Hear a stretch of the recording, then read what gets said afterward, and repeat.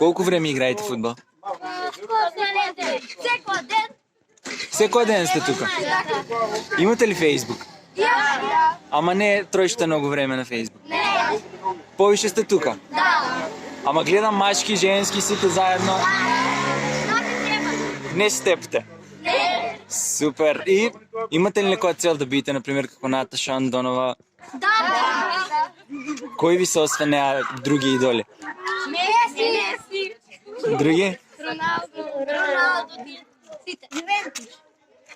Що ще им поръчате на децата, например, ще седат пред компютър, пред телефон? Сите футбол, да не тренират, да не трошат много време на интернет, на глупости, ако може да вземат топката в ръцете и да играят.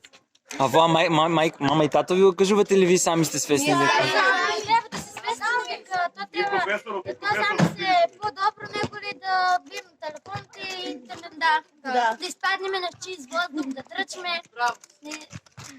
Супер. Има ли още нещо да дадете или това е това? Остров да си!